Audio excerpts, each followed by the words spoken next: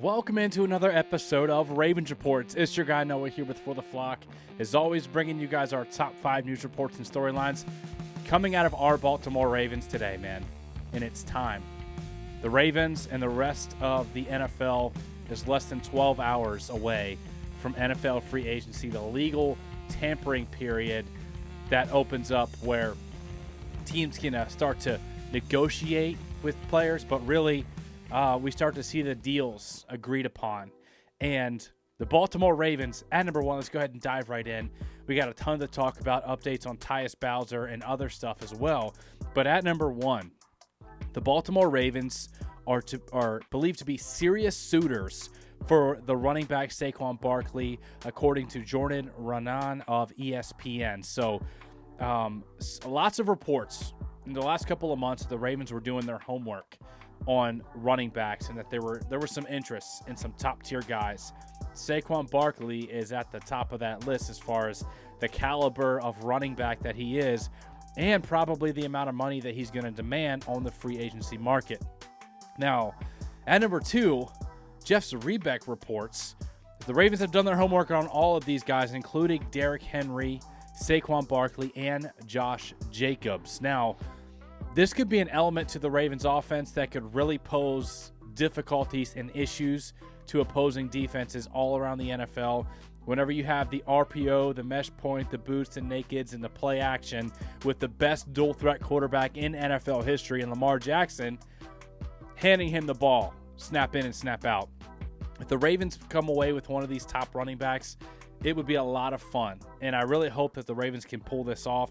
And let's talk about, at number 3, how the Ravens can pull this off, right? Because here's how much money the Ravens have created with the Justin Madubuike extension. So the Ravens created $9.85 million in cap space. The tag cost $22 million. The hit now is $12.25. And even next year's cap hit of $18.75 million is much lower than the tag number that it would have cost just this year to have him on the tag. So it was a great move that the Ravens got an all-pro, absolute stud interior rusher, the best in the NFL last season in pressures and sacks, the most sacks among all interior defensive linemen last year. So it's great for Madubuike, great for the Ravens, and it's great for the Ravens starting at, heading into free agency. And I can't wait to see who they pull out. I really do think they're going to come away with one of these top 5 running backs on the market, whether it's DeAndre Swift, Derrick Henry, Josh Jacobs, Saquon Barkley. But usually where there's smoke, there's fire. And there's a lot of smoke around the Ravens being interested in Saquon Barkley and Derrick Henry. And I'm excited to see what tomorrow and the coming days looks like for the Baltimore Ravens.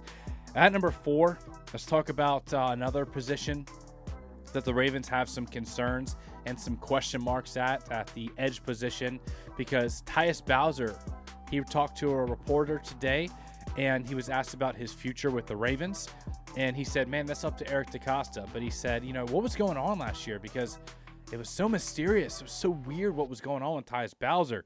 There was no real questions, no real explanation. John Harbaugh kept saying, oh man, we're hopeful that he'll come back soon, and just hopeful never happened, right? And Tyus Bowser essentially got paid a good amount of money to rehab and recover whenever remember it started showing up to training camp, I believe, whenever he had that knee wrapped up, because it was like an off non-football related injury. So Tyus Bowser, I think he's due $7.5 million this season, and I think he's about a $5.5 million cap saving if you part ways with them. But he did say he feels healthy. He had a knee scope, so we got some more answers there, a little bit more clarity. He had a lot of fluid in his knee. He had a knee scope. So he said he feels good, and he still feels like he can play at a high level. So if that's the case, and you get, prime Tyus Bowser, you get a Tyus Bowser who's giving you anywhere between 5 and 8 sacks, and all the other things he does really well, like the run defense and dropping into coverage, and you get a solid football player there for around $5 to $8 million, or I guess I should say $7.5 million, that's not a bad gig. That's not a bad deal for an edge player that's productive. However, just he hasn't been productive, right? Because he's been injured a lot lately. So the Ravens have a decision to make there. Tyus Bowser says he still can play at a high level, and it's kind of in Eric DeCosta's hands at this point.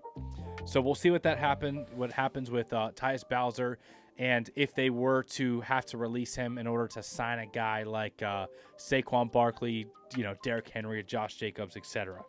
At number 5, another position that's kind of under the radar right now that the Ravens could address is the safety position. So Geno Stone's a free agent. So you got Kyle Hamilton and Marcus Williams, 2 stud safeties.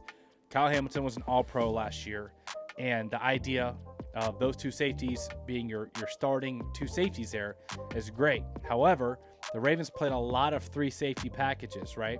A lot of getting more DBs on the field, a lot of nickel and dime packages, and a lot of times Kyle Hamilton was playing slot corner. He was playing in the nickel, down towards the box even sometimes, blitzing and doing other things. So you like to have at least 3 safeties that you feel comfortable being on the field at the same time.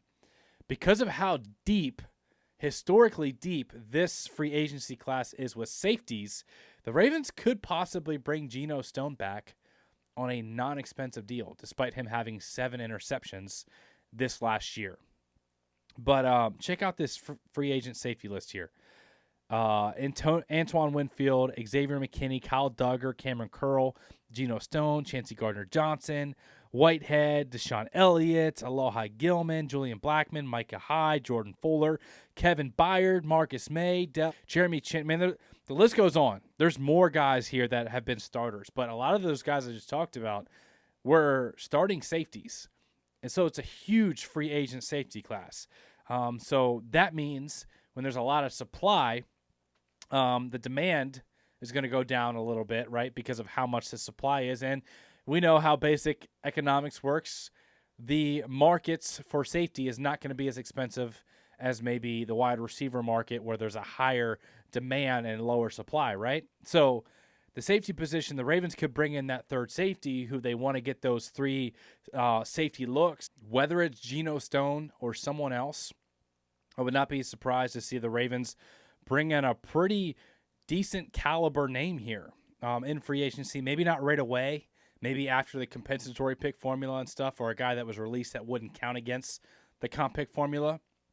But man, it's if you're in need for a safety, in this year's free agency class, which, like I said, the Ravens could use another guy in that room for depth purposes and, getting that third guy on the field, you're in a good spot. So the Ravens are serious suitors for Saquon Barkley. And according to Jeff Zrebiec, they've done their homework on guys that, the top running backs like we've talked about. So I'll be talking to you guys again very shortly, probably tomorrow evening, about a lot of the reports coming out of all throughout the NFL. The Ravens are going to lose a lot of guys, man. Patrick Queen's probably gone. Jadeveon Clowney could be gone. Kyle Van Noy, Ronald Darby. They have a lot of talented free agents that other teams are going to be interested in, man. The Ravens were in an AFC championship last year, which means they had a deep, talented roster.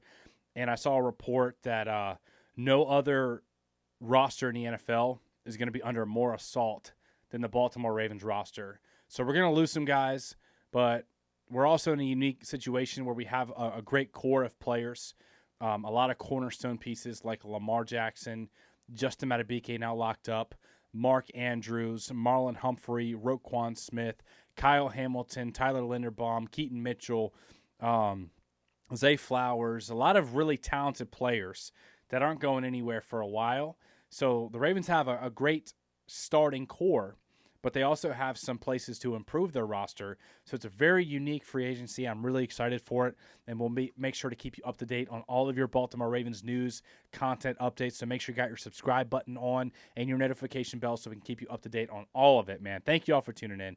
I love you guys. I appreciate you guys, and we'll see you in the next video.